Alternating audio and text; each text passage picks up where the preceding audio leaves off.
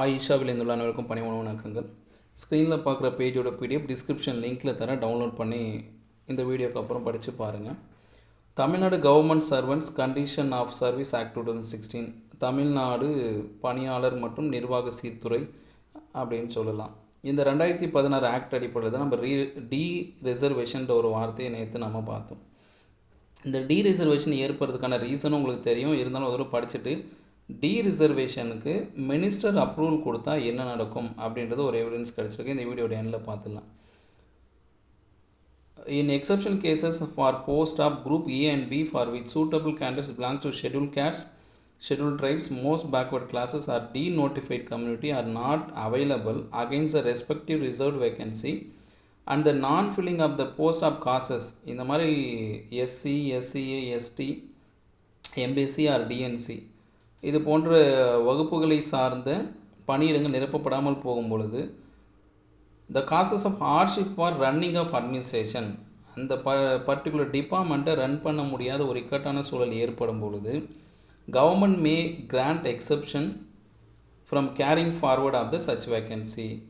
அப்போது பணியாளர்களை தேர்ந்தெடுக்காமல் விட்டுட்டால் அந்த பர்டிகுலராக பள்ளிக்கல்வித்துறையை நடத்த முடியாது, அதனால் பாதிப்புகள் ஏற்படும் பொழுது அரசாங்கமானது இதுக்கு விதிவிலக்கு கொடுக்கலாம் அப்படின்றத தான் இந்த இடத்துல பதிவு பண்ணுறாங்க. என்ன மாதிரி விதிவிலக்கு கொடுக்கலான்றது லைனில் கொடுக்குறாங்க. அந்த procedure therefore shall be specified in Schedule 9 சொல்லியிருக்காங்க. Schedule 9ல் இதற்கான எக்ஸப்ஷன்ஸ் ரூல்ஸ் கொடுத்துருக்காங்க. இது பேஜ் நம்பர் 26 இருக்குது. சரி, அப்போ இந்த Schedule 9 எங்கே சார் இருக்குது அப்படின்னு பார்த்தீங்கன்னா, நான் டிஸ்கிரிப்ஷன் கொடுத்த லிங்க் பிடிஎஃப் டவுன்லோட் பண்ணிங்கன்னா அந்த பிடிஎஃப்பில் 79th பேஜில் தான் இந்த Schedule 9 இருக்குது. இந்த Schedule 9 தான் நான் நேற்று வீடியோவில் உங்களுக்கு எக்ஸ்பிளைன் பண்ணியிருப்பேன். ஒட்டுமொத்தமாக இருக்கிற காலி பணியிடங்களில் இந்த நான் available vacancy SC, ST and SCA, BC, MBC எதுவாக இருந்தாலும் ஐஇடிஎஸ் டிபார்ட்மெண்ட்டை தவிர இதெல்லாம் தொகுத்து எடுத்து ஒரு கமிட்டி ஃபார்ம் பண்ணி அவங்க ஒரு ஜஸ்டிஃபிகேஷன், ஒரு நியாயமான முறையில் ஒரு முடிவெடுத்து யார்கிட்ட சமர்ப்பிக்கிறாங்க பாருங்கள்.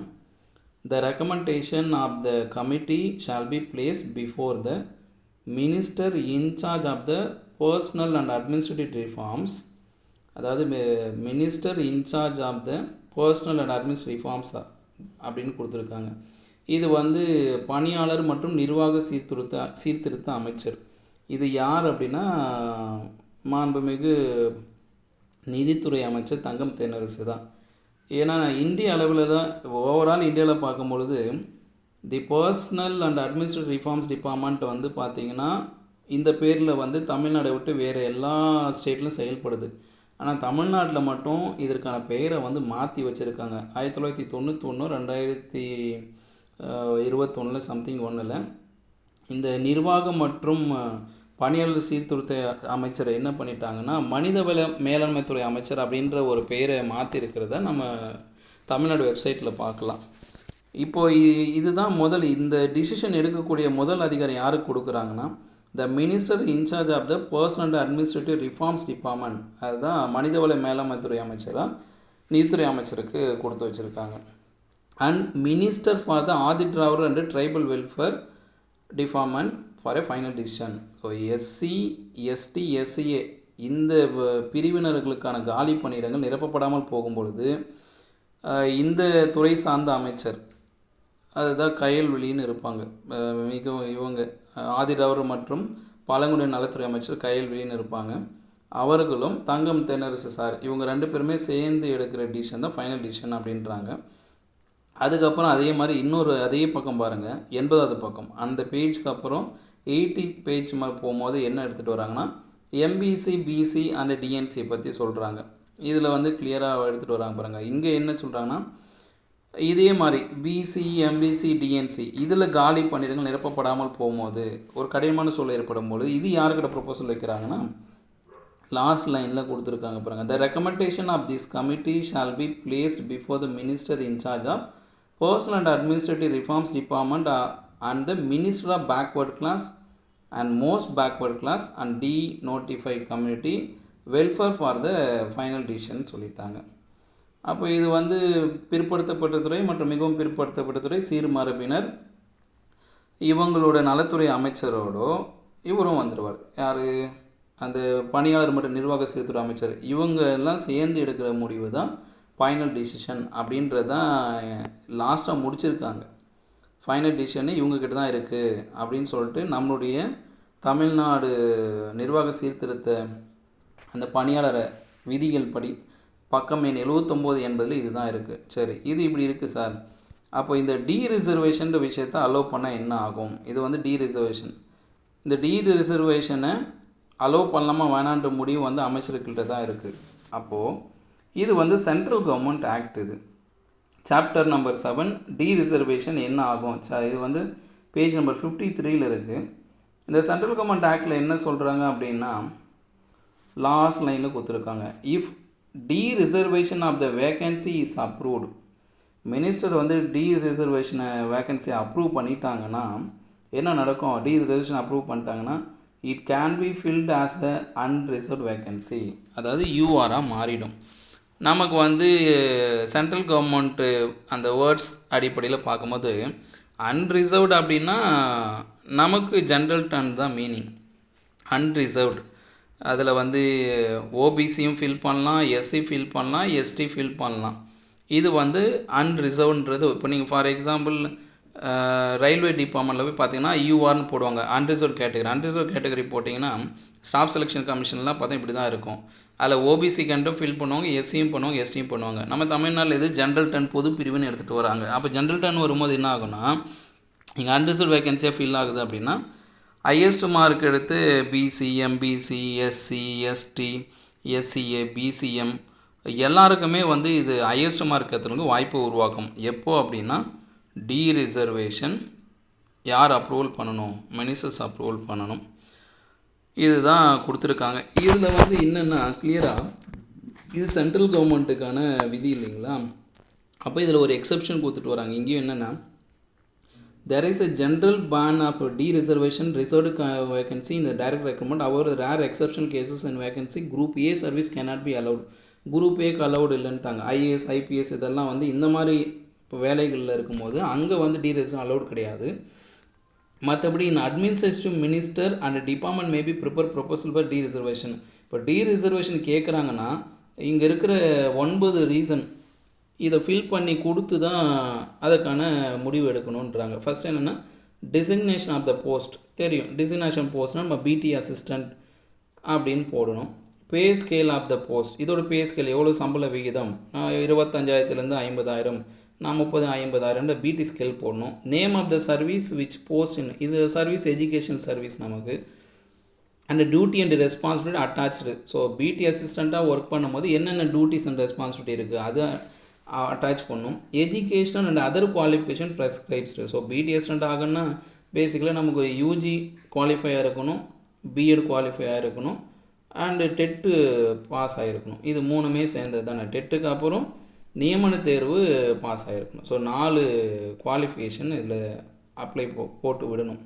அடுத்து effort made fill of the post. எப்போ இருந்து இந்த போஸ்ட்டை ஃபில் பண்ணுறதுக்கு ஸ்டார்ட் பண்ணாங்க அப்படின்றது. Reason why it can not allow to remain vacant. இதை ஏன் வந்து நம்ம வேக்கண்ட்டாக விட முடியாது அப்படின்றது கிளியராக சொல்லணும்.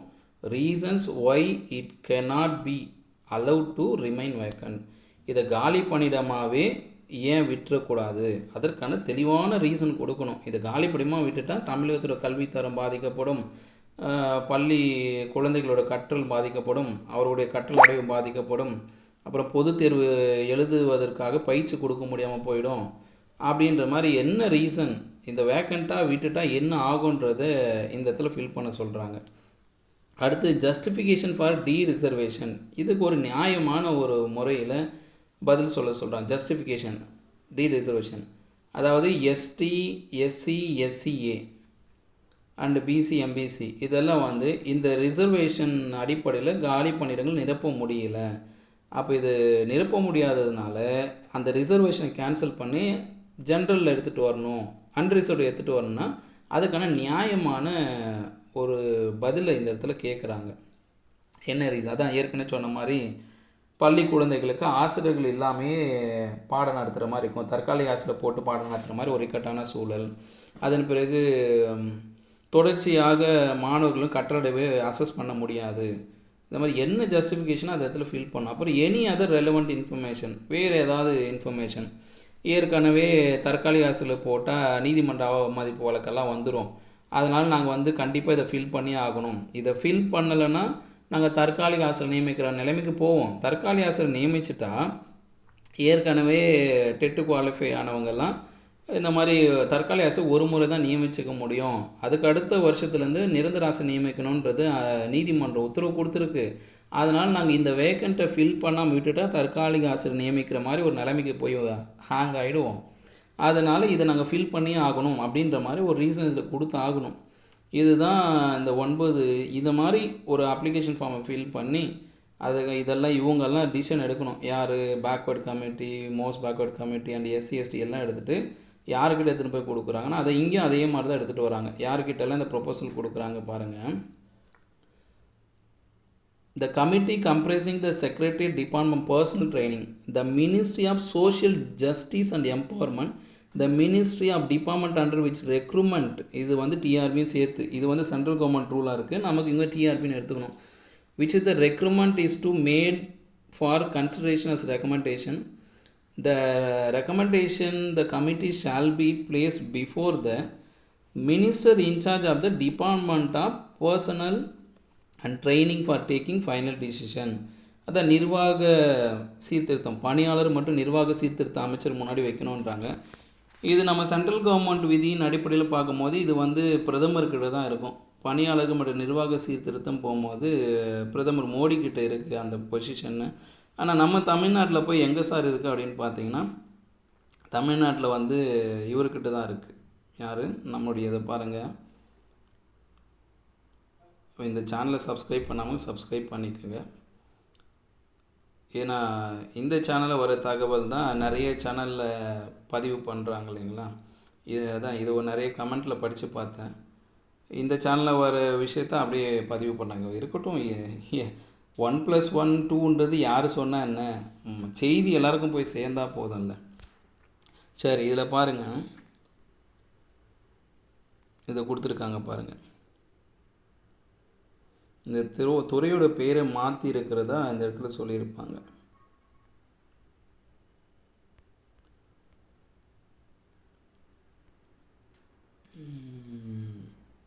இதோப்பா இந்த வெப்சைட்டுக்குள்ளே இது தமிழ்நாடு கவர்மெண்ட் டிபார்ட்மெண்ட் வெப்சைட் 22 திரு தங்கம் தென்னரசோட பேஜ் உள்ளே போனீங்கன்னா இதில் கொடுத்துருக்காங்க பாருங்கள்.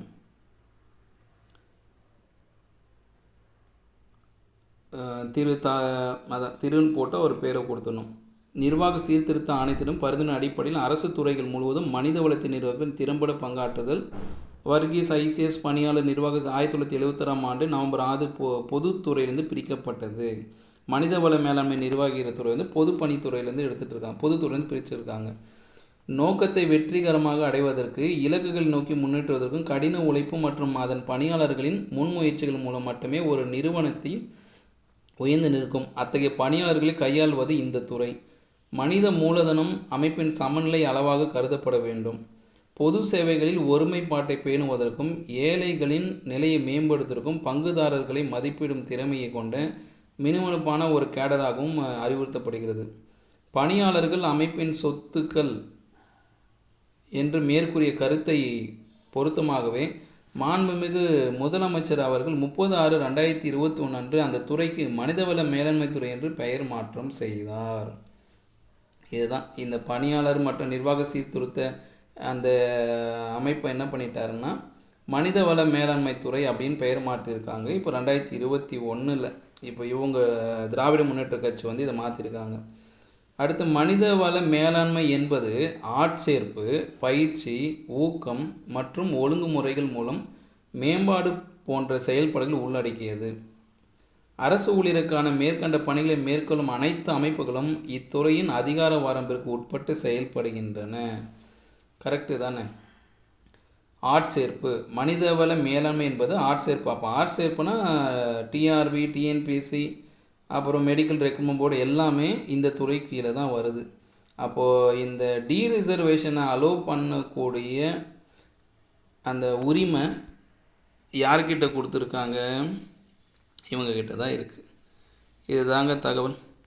இந்த பேஜ் நம்பர் 7, பேஜ் நம்பர் 7 இல்லை, chapter number 7, page number 53 chapter number 7 போய் பார்த்தீங்கன்னா ஃபைனல் டிசிஷன் இவங்க தான் கொடுத்துருக்காங்க. த மினிஸ்டர் இன்சார்ஜ் பர்சனை கொடுத்துட்டு டீரிசர்வேஷன் அப்ரூவல் பண்ணால் மட்டும்தான் அன்ரிசர்வ்டில் வரும். அப்படி டீரிசர்வேஷன் அப்ரூவல் பண்ணலைன்னா அந்தந்த கம்யூனிட்டியில் இருக்கிற வேக்கன்சி அந்தந்த பர்சனை வந்து தான் ஃபில் பண்ண முடியும். ஸோ இறுதி முடிவு அமைச்சர்கள் கையில். மீண்டும் இது போன்ற ஒரு தகவலோடு சந்திக்கிறேன். இந்த சேனலை சப்ஸ்கிரைப் பண்ணிக்கோங்க. ஏன்னா இந்த சேனலில் வர தகவல் அத்தனை எவிடன்ஸோடு கொடுக்குறேன்ற நம்பிக்கை உங்களுக்கு இருக்குன்னா சப்ஸ்கிரைப் பண்ணாமல் வேடிக்கை பார்க்குறீங்க இல்லைங்களா, அப்படியே சிரிச்சுனே பார்ப்பீங்க. இதெல்லாம் நான் ஏன் சப்ஸ்கிரைப் பண்ணோம் அப்படின்ட்டு நல்லா யோசிச்சு பாருங்கள். தமிழ்நாடு அளவில் நிறைய எஜுகேஷன் சேனல் இருக்கும். நிறைய எஜுகேஷன் சேனலில் வித் எவிடன்ஸோடு மாறுபட்ட நிலையில் எல்லாரும் ஒரு ட்ராக்கில் போனாலும் இது வந்து ஆசிரியருக்கு தேவை, இதை புரிய வைக்கணும், தெரிய வைக்கணும், இதுதான் எவிடன்ஸ் அப்படின்னு கொடுக்குற ஒரு குறிப்பிட்ட சேனல் லிஸ்ட் இருக்கும். அந்த சேனல் லிஸ்ட்டில் இந்த சேனலும் வரணும் அப்படின்னா சப்ஸ்கிரைப் பண்ணி வச்சுட்டு தொடர்ந்து பாருங்கள். இது போன்ற தகவல்கள் உங்களுக்கு தொடர்ந்து கிடைக்கும். மீண்டும் அடுத்த தகவலோடு சந்திக்கிறேன். இது ஆயிஷாவின் யாதும் முறை அவரும் கேள்வி.